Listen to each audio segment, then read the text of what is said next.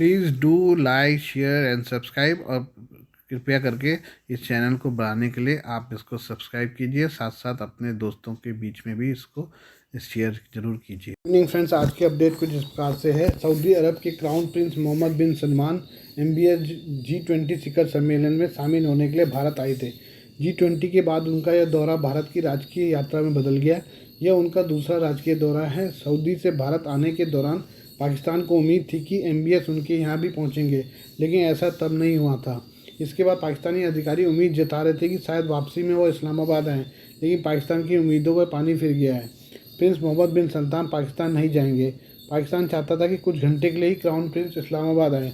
ज़्यादातर देशों ने हाल के वर्षों में पाकिस्तान से दूरी बनाई है। हालांकि खाड़ी के देश अभी भी हैं जो भारत और पाकिस्तान के बीच संतुलन बनाकर चल रहे हैं। साल 2019 में जब सऊदी क्राउन प्रिंस भारत दौरे पर पहुंचे थे तो उन्होंने पाकिस्तान की भी यात्रा की थी। पाकिस्तान के अधिकारियों की चिंता थी कि अगर प्रिंस इस्लामाबाद नहीं आए तो इससे पब्लिक में गुस्सा देखने को मिल सकता है। प्रिंस मोहम्मद बिन सलमान और PM मोदी ने सोमवार को दिल्ली में रणनीतिक साझेदारी परिषद के नेताओं की पहली बैठक की। विदेश मंत्रालय के प्रवक्ता अरिंदम बागची ने ट्वीट कर कहा कि दोनों नेताओं ने ऊर्जा सुरक्षा, व्यापार और निवेश, रक्षा और सुरक्षा, स्वास्थ्य सेवा, खाद्य सुरक्षा समेत अन्य द्विपक्षीय मुद्दों पर चर्चा की। इससे पहले सोमवार की सुबह क्राउन प्रिंस का राष्ट्रपति भवन में औपचारिक स्वागत किया गया। राष्ट्रपति द्रौपदी मुर्मू ने उनकी मुलाकात की। MBS की ये यात्रा ऐसे समय में हो रही है जब शनिवार को भारत मध्य पूर्व यूरोप आर्थिक गलियारे की घोषणा की गई है। इस गलियारे को चीन के लिए एक झटका माना जा रहा है। इसके अलावा यह गलियारा सीधे भारत को यूरोप से जोड़ेगा। यह चीन के बेल्ट एंड रोड के विकल्प के तौर पर देखा जा रहा है। इस कॉरिडोर की घोषणा पाकिस्तान को पसंद नहीं आने वाली। भारत अभी तक पाकिस्तान से रास्ता मांगता था ताकि वह अफगानिस्तान से मध्य पूर्व और यूरोप तक सड़क मार्ग से पहुंच सके, लेकिन यह कॉरिडोर भारत का काम आसान करने वाला है। इसके जरिए भारत ने चीन और पाकिस्तान को एक झटके में परास्त कर दिया है। आइए हम चीन के डिफेंस मिनिस्टर के बारे में बात करें। चीन में विदेश मंत्री के बाद अब रक्षा मंत्री ली शांगफू भी गायब हो गए हैं। इससे पहले चीन की सेना के शक्तिशाली रॉकेट फोर्स के जनरल भी गायब हो गए थे। जापान में अमेरिका के राजदूत रेहम इमैनुअल ने चीन में बढ़ती राजनीतिक अस्थिरता की ओर ध्यान दिलाया है। उन्होंने सोशल मीडिया वेबसाइट X पर बताया कि पिछले 2 सप्ताह से चीन के रक्षा मंत्री नहीं देखे गए हैं। उन्होंने कहा कि बेरोजगारी की इस रेस को कौन जीतने जा रहा है, चीन का युवा या शी जिनपिंग की कैबिनेट। चीनी रक्षा मंत्री के नहीं दिखाई देने पर कई तरह के सवाल उठ रहे हैं। खबरों के मुताबिक चीनी रक्षा मंत्री ली शांगफू को 29 अगस्त 2023 के बाद से ही नहीं देखा गया है। ली शांगफू ने चीन अफ्रीका शांति और सुरक्षा फोरम को संबोधित किया था। इस बैठक से पहले चीनी रक्षा मंत्री एक सुरक्षा सम्मेलन में हिस्सा लेने के लिए रूस के दौरे पर गए थे। रूसी नेताओं के साथ बैठक के दौरान ली शांगफू ने चीन को घेरने के लिए ताइवान के इस्तेमाल करने पर अमेरिका पर निशाना साधा था। उन्होंने कहा था कि ऐसा करने का कोई भी प्लान निश्चित रूप से फेल होने जा रहा है। चीन के रक्षा मंत्री जब गायब हुए हैं, ठीक उसी समय चीन के राष्ट्रपति शी जिनपिंग ने देश की सेना में एकता और स्थिरता का आह्वान किया है। यही नहीं, उन्होंने सेना को जंग के लिए तैयार रहने को भी कहा है। चीनी मंत्री ली को मार्च 2023 में रक्षा मंत्री नियुक्त किया गया था।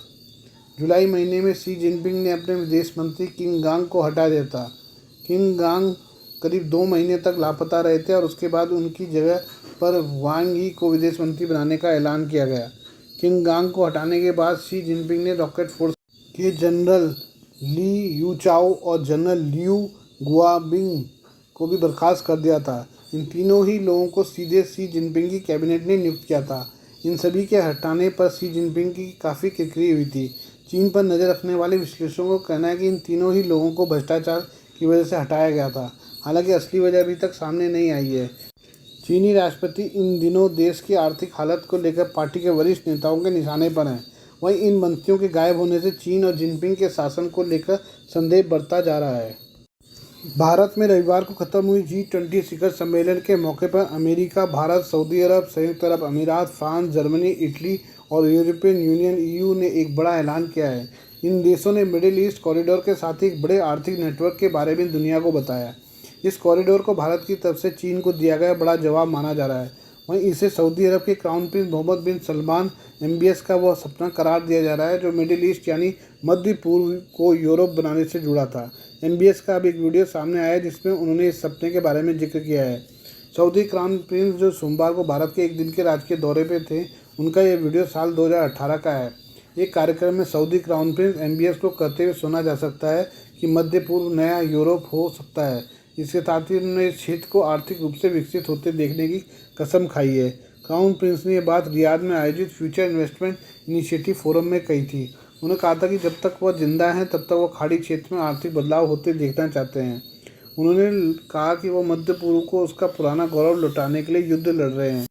प्रिंस मोहम्मद ने कहा है, मुझे लगता है कि मध्य पूर्व नया यूरोप है। अगले 5 सालों में सऊदी अरब का साम्राज्य पूरी तरह से अलग होगा। इसके साथ ही उन्होंने आर्थिक और सामाजिक सुधारों के लिए सऊदी अरब के विज़न 2030 योजना का भी जिक्र किया। अगर हम आने वाले 5 वर्षों में सफल होते हैं तो बाकी देश भी हमसे जुड़ेंगे, यहाँ तक कि कतर, जिसके साथ हमारे मतभेद है, वो भी हमारे साथ होगा। उसकी अर्थव्यवस्था मजबूत है और यह 5 वर्षों में पूरी तरह से बदल जाएगी। उन्होंने आगे कहा कि UAE, Oman, Lebanon, Jordan, Iraq और मिस्र कई देश हैं जिनके पास मौके भरपूर हैं। अगर हम आगे बढ़ेंगे तो कई देश हमसे जुड़ेंगे और अगले 30 सालों में जो वैश्विक बदलाव होगा वो मिडिल ईस्ट में होगा, अगर खुदा ने चाहा तो। सऊदी प्रिंस का कहना था कि 5 सालों में सऊदी अरब बिल्कुल अलग देश होगा। उनके शब्दों में, यह सऊदी युद्ध है, यह मेरा युद्ध है। मैं मरने से पहले मध्य पूर्व को दुनिया के शीर्ष पर देखना चाहता हूँ। क्राउन प्रिंस ने कहा था, सऊदी अरब ने अपनी अर्थव्यवस्था विकसित करने के लिए पहले ही बहुत बड़े कदम उठाए हैं। आंकड़े खुद बोलते हैं, हमारा गैर तेल राजस्व लगभग 3 गुना तक बढ़ गया है। सऊदी क्राउन प्रिंस ने कहा था कि उनका देश महत्वाकांक्षी विजन 2030 सुधार योजना को जारी रखेगा। साथ ही उन्होंने भविष्यवाणी की थी कि इस साल अर्थव्यवस्था 2.5% बढ़ेगी, अगले साल विकास में सुधार होगा। उनके इस भाषण के लिए उनकी जमकर तालियां भी मिली थी। जिस मिडिल ईस्ट कॉरिडोर को खाड़ी के लिए गेम चेंजर बताया जा रहा है, अब उसकी तारीफ इजराइल के प्रधानमंत्री बेंजामिन नेतन्याहू ने भी की है। उन्होंने इस आर्थिक गलियारे IMEC की शुरुआत को इजराइल के लिए एक बड़ी खबर बताया है। उन्होंने कहा कि यह हमारे इतिहास की सबसे बड़ी संयोग परियोजना है जो मध्य पूर्व, इजराइल के साथ ही संपूर्ण विश्व को भी प्रभावित करेगी। चीन के विवादास्पद belt and road initiative BRI को यह नया आर्थिक गलियारा एक बड़ा जवाब माना जा रहा है। माना जा रहा है कि यह प्रोजेक्ट BRI की जगह ले सकता है। BRI को कर्ज की वजह से कई छोटे देशों को अस्थिर करने की वजह माना जाता है।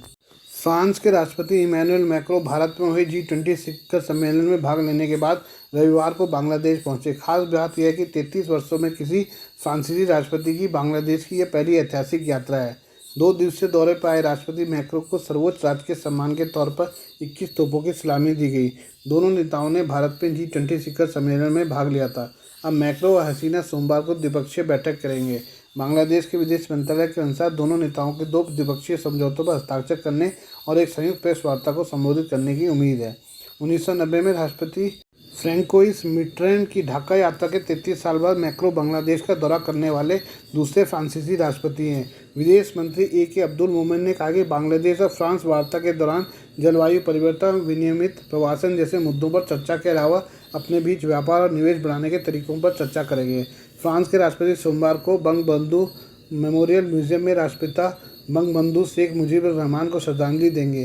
फ्रांसीसी राष्ट्रपति के साथ अन्य लोगों के अलावा यूरोप और विदेश मंत्रालयों के मामले की मंत्री कैथरीन कोलोना भी हैं। मैक्रों के निमंत्रण पर हसीना ने नवंबर 2021 में फ्रांस का दौरा किया था।